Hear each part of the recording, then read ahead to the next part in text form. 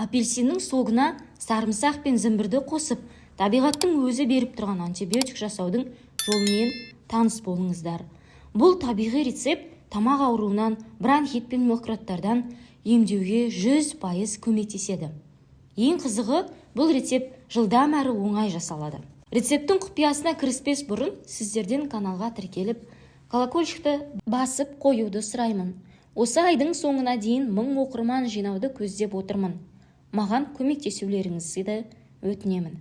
Сонымен, табиғи антибиотик жасау үшін бізге 1 дана апельсин, 1 дана сарымсақ, яғни сарымсақтың кішкене бөлігі, және зімбірдің тазартылған түрі қажет болады. Сосын 1 қасық таза бал дайындап қойыңыздар. Ең алдымен апельсиннің бетін кесіп, ішін шамалы шұңқырлаймыз. Ол шұңқырлаған жерге бірінші сарымсақты майдалап, жақсылап, турап аламыз да салып қоямыз.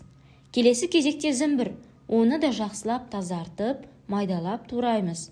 Сосын екеуін апельсиннің ішіне салып, бетін жауып 2 сағатқа тұндырамыз. Дайын болған соң бал араластырып, сусынын сығып ішуге болады. Бұл қоспаны 2 жастан асқан балаларға 1 қасық 2 қасықтан ішуге болады. 12 жастан асқан ересек балаларға және үлкен кісілерге 1 стаканын ішсе болады. Ал енді апельсиннің негізгі 5 көмегімен таныса өтейік.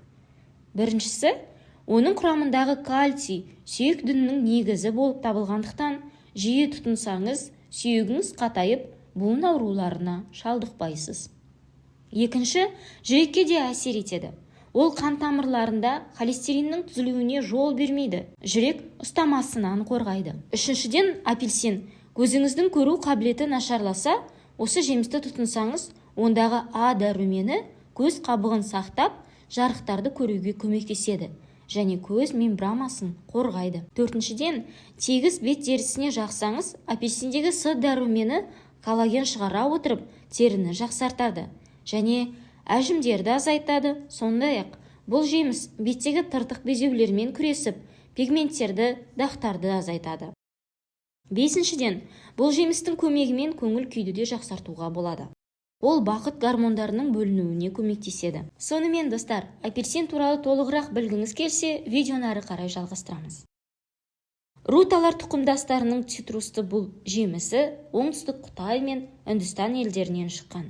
Оның ащы және тәтті түрі кездеседі. Сіз бен біздің жиі жеп жүрген апельсиніміз тәттісіне жатады екен. Апельсинді тағамнан бөлек медицинада, косметологияда пайдаланылатынына көзіміз жетті.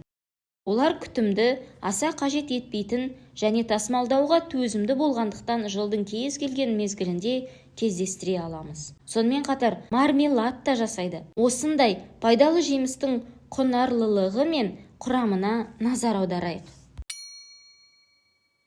100 грамм апельсиннің құрамында С дәрумені 118%, Б дәрумені 8%, В1, В6, А дәрумендері 7-5%дан құрайды. Және минералды заттардан кальций, калий, темір, магний, мыс 7-6-4-3%дан құрайды екен. Ал 100 грамм апельсинде 54 калория бар. Сонымен қатар, апельсин жүйке жүйесіне әсер ете алады.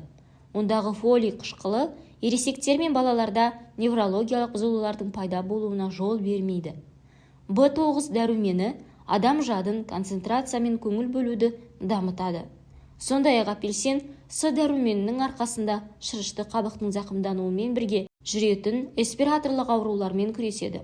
Оның көмегімен қақырық шығару арқылы өкпені тазартуға болады. Бұндай бөлек апельсин демікпе, ұстамасын қоздыратын жасушалардың сезімталдылығын төмендетеді.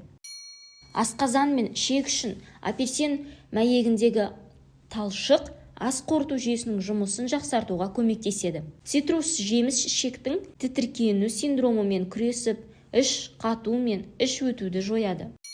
Сонымен бірге апельсин ас қорыту шырынын өндіруді ынталандырады және гастриттен арылта отырып, асқазанның қышқылдығын төмендетеді. Бұл бүйрекке тас жиналу қаупін азайтады. Апельсиндегі антиоксиданттар мен С витамині ерлер ағзасының репродуктивті функциясын қалыпқа келтіре отырып, рухтану сапасын және шапшаңдығын жақсартады. Ал фолий қышқылы енуізді баланың кеміс дамуына әкеліп соқтыратын генетикалық зақымданудан қорғайды. Сонымен қатар 150 грамм апельсин құрамында 80 грамм аскорбин қышқылы кездеседі екен. Бұл жеміс адам ағзасына, әсіресе жүрек қан тамырлары жүйке жүйесіне аса қажет жеміс. Апельсин шырыны ағзадағы зат алмасу процесін жақсартады. Қан диабеті бар ауруға шалдыққан жандарға апельсинмен, оның шырынымен айнымас дос болуға кеңес берер едік. Шаршап шалдығу кезінде де осы жемістің көмегімен жүгінсеңіз, өкінбейсіз.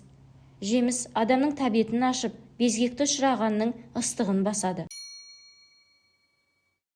Видеоның келесі бөліміндегі апельсин туралы қызықты фактілерге назар аударайық. Жемістің иісі әлемдегі ең танымал иіс. Ол ванилин мен шоколадтан кейінгі тұрған ең сүйікті иістердің бірі. Калифорнияда ванна қабылдап жатқан кезде апельсин жеуге болмайды деген заң бар екен. Оның себебі ваннаға қосылатын хош иісті май мен апельсин қышқылы қосылса, қандай да бір жарылысқа кеп соғуы мүмкін. Қызық.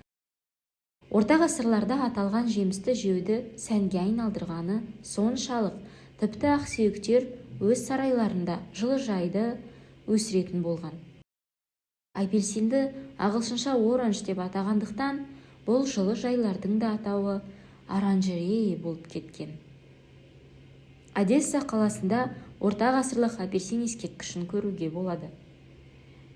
Кезінде орыс императоры Павел I орт салуға рұқсат бермеген екен. Сол кезде одессалықтар патшаға 3000 килограмм апельсин жібереміз деп хат жолдаған. Апельсинге деген махаббатын жасыра алмаған патша құрылысты бастауға рұқсатын беріп қаржыландырған екен. Ал құрметті көрермен, біздің видео ұнаса, лайк басып, тіркеліп өтіңіздер. Келесі видеоны бұдан да пайдалырақ болатынына сенімдіміз. Мен осы айдың соңына дейін 1000 оқырман жинауды көздеп отырмын. Бұл менің үлкен мақсаттарыма жетуім үшін септігін тигізеді. Сіздер үшін болмашы ғана әрекет менің каналыма үлкен ықпалын тигізеді. Сондықтан да сіздерден өтініп сұраймын, каналыма тіркеліңіздер. Біздің келесі видео жүзім туралы болады. Оның пайдасы